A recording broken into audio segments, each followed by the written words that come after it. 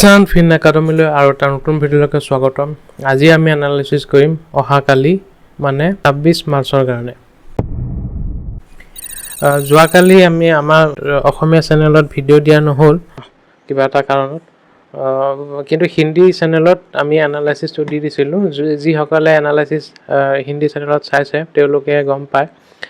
মই এটা যিটো পজিশ্যন আছিল শ্বৰ্ট পজিশ্যনটো এইটো চিৰিজৰ যিটো আছিল সেইটো যোৱাকালি 50% লছত মই এক্সিট মাৰিছিলোঁ আৰু সেইটো পজিশ্যনে মই নেক্সট চিৰিজলৈকে ৰ'ল অভাৰ কৰিছিলোঁ। তো ৰাতিপুৱা আজি খুলিছে গেপ আপত, চ' তেতিয়া মোৰ যিটো শ্বৰ্ট পজিশ্যন আছিল সেইটো মানে বহুতখিনি তলতো আহি গৈছিল।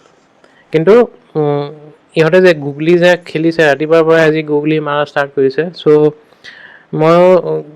ময়ো ভাবি আছোঁ যে এইখন খেলখন মানে ইহঁতে লাষ্টলৈকে লৈ যাব, কাৰণ চেনচেক্সৰ এক্সপায়াৰীও আছিল। চ' আৰু এইটো যেতিয়া তললৈকে আহিছিল ন, আমাৰ পুটৰ প্ৰাইজো বাঢ়ি গৈছিল। চ' যেতিয়া তেওঁলোকে শ্বৰ্ট কাভাৰিং কৰিলে তেতিয়া মই গম পাই গ'লোঁ যে এইটো গুগলি ৰাতিপুৱাতে দিছে গুগলি। চ' মই এইখিনি আহোঁতে মই পুটছ আৰু বাই কৰি গৈ আছোঁ। তাৰপিছত সেইটো আহি পেলাই তললৈকো আহিল। ইয়াতে চবতে ফ্ৰাষ্ট্ৰেশ্যন কৰি দিছে চবকে যে কিয় ব্ৰেক কৰা নাই। ময়ো গম পাওঁ যে ইমান সোনকালে এওঁলোকে হাত এৰি নিদিয়ে। চ' আৰু যেতিয়া 1 বাজি যেতিয়া এনেকুৱা কৰিছে ন, তো মই মানে এইবোৰ বস্তু কি হয়, আপোনালোকৰ চাইক'লজি বস্তুটো বহুতে টেষ্ট কৰে। চ' কি হ'ল, মই ৰেডি আছোঁ যে ইয়াৰ পিছত যদি বাউন্স এটা দিয়ে ন, বাউন্স সেইকাৰণে দিব যে চবৰে যাতে এটলিষ্ট যাৰ পুটছ আছে বা শ্বৰ্টছ আছে এইবোৰ ষ্টপ লছ হিট হওক। চ' সেইকাৰণে এইটো যেতিয়া আহোঁতে ন, মই এগ্ৰেছিভলি মানে শ্বৰ্ট কৰিছোঁ। চ' তাৰপিছত ৰখি আছোঁ, কাৰণ মোৰ লাগি আছিল যে 3টা বজাৰ পিছত এওঁলোকে আচল খেলটো দেখাব আৰু পিছলৈকে একজেক্টলি এতিয়া খেল খেলিছে। আজি ভাল লাগিছে, মানে ভাল মানে টেষ্ট কৰিছে আজি মাৰ্কেটে। আৰু এনেকুৱা ট্ৰেডত যদি আপুনি গেম প্লেনটো ইহঁতে বুজি পায় ন, ইউ কেন প্লে মানে আপোনাৰ ডাঙৰ প্ৰফিট ল'ব পাৰে। বাট প্ৰব্লেম এইটোৱে যে এইবোৰ এতিয়া অহাকালিৰ ওপৰত বহুত এটা ডিপেণ্ডেণ্ট আছে। মোৰো লাগি আছে 80% মই মানে ডিফেন্স কৰি লৈছোঁ ইহঁতৰ। যদি ক্ৰিকেট মেটচ বুলিয়ে কওঁ তেনেহ'লে 80% মই মানে ডিফেন্স কৰি লৈছোঁ। অহাকালি বোধহয় ফুল টছ পাব লাগে আমি, মানে ফুল টছ পাব লাগে মানে কি, ইহঁতে যিহেতু তললৈকে গৈছে। চ' ৰাতিপুৱা ফ্লেটো যদি খোলে ন, তেনেহ'লে তলত আহিব পাৰে। আৰু মোৰ এনেকুৱা লাগি আছে যিহেতু গ্ল'বেল মাৰ্কেট চব অলপমান নিগেটিভ হৈ আছে, ছেকেণ্ড ৰাতিলৈকে এওঁলোক গ্ল'বেল মাৰ্কেট তলত পেলাই দিব। আৰু যদি বাই চান্স গেপ ডাউন খুলি দিয়ে, ছাপ'জ 150 পইণ্টছৰ গেপ ডাউন খুলি দিয়ে, তেনেহ'লে প্ৰায় 500ৰ তলত খুলিব মাৰ্কেট। 500 নহ'লেও এটলিষ্ট 520 মানত খুলিব আৰু এবাৰ তললৈকে আহিব, কাৰণ বহুতৰে ষ্টপ লছ হিট হৈ যাব পাৰে। চ' মই এজুম কৰি আছোঁ যে তেনেকুৱা এটা হ'ব পাৰে, আৰু তেনেকুৱা হ'লে আমি এই যিটো পুট লৈ গৈছিলোঁ এইটো এক্সিট মাৰিব পাৰিম।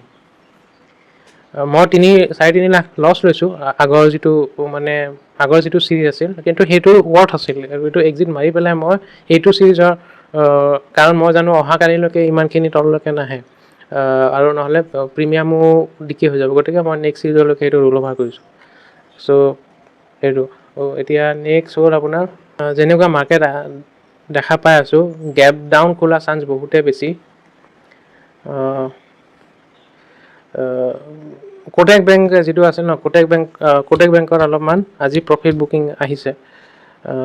এইটো কোটেক বেংক ডেইলি যদি চাওঁ এনেকুৱা কেণ্ডেল বনাইছে, দুদিন ডাঙৰ ভলিউম, তাৰপিছত আজি আপোনাৰ কি হৈছে, ষ্টাৰ্টিঙতে ভলিউম বাঢ়ি গৈছে, তাৰপিছত তলত আহিছে। চ' হাই চান্সেছ যে ইয়াতে অলপমান প্ৰফিট বুকিং আহিব পাৰে, কাৰণ চাব পাৰে এইটো প্ৰায় 1900 পৰা প্ৰায় 2180লৈকে প্ৰায় 22,000।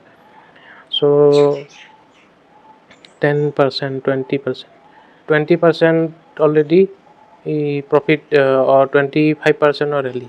চ' ইয়াৰ পৰা 5%ৰ যদি ফলো আহে, এদিনতে নাহে, বাট কেতিয়াবা কি হয় জেনেৰেলি এক্সপায়াৰী টাইমত কেতিয়াবা এইবোৰ ডাঙৰ ষ্টকো তললৈকে আহি যায়।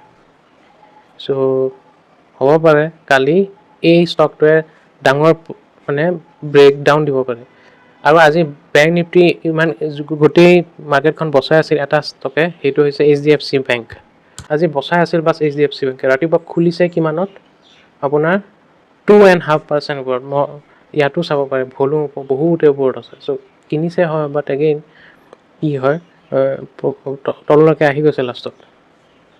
চ' কালি যদি HDFC বেংকো যদি প্ৰফিট বুকিং দি দিয়ে, প্ৰফিট বুকিং সামান্য 0.5% যদি প্ৰফিট বুকিং দি দিয়ে, আৰু কোটাক বেংক যদি 2-3% তলত আহি যায়, ডেট মিনছ বেংক নিফটি চিধা ইমানলৈকে আহি যাব পাৰে 50,500লৈকে। মানে 1000 পইণ্টৰ ফল আহিব পাৰে বেংক নিফটিত। মই এইটো কোৱা নাই যে মই বিয়াৰিছ পজিশ্যনৰ কাৰণে আহিব, জেনেৰেলি এনেকুৱা হয়। মই আগতো দেখাওঁ এইবোৰ যিটো 1000 পইণ্টৰ কেণ্ডেল ন, এইবোৰ চাওক প্ৰত্যেক 5টা দিনতে আপোনাৰ প্ৰায় 800 to 1000 পইণ্টৰ মুভমেণ্ট দি আছিল। ত' ইয়াৰ পৰা এইটোত 1000 পইণ্টৰ মুভমেণ্ট, তাৰপিছত ইয়াৰ পৰা এইটো 700 পইণ্ট, এইটোতো আপোনাৰ 1000 পইণ্টৰ মুভ, আৰু যোৱাকালিও 1000 পইণ্টৰ মুভ। চ' আজি 97। চ' এটা 1000 পইণ্টৰ মুভমেণ্ট আহিব পাৰে বেংক নিফটিত।